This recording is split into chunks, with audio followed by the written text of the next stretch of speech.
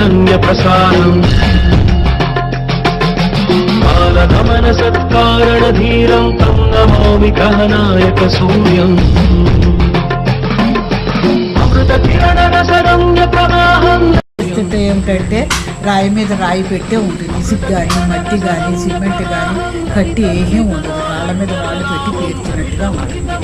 ఈ ఆలయంలోనూ పరమాత్ముడికి మనం ఏది కోరుకున్నా కూడా అది నెరవేరుతుందండి.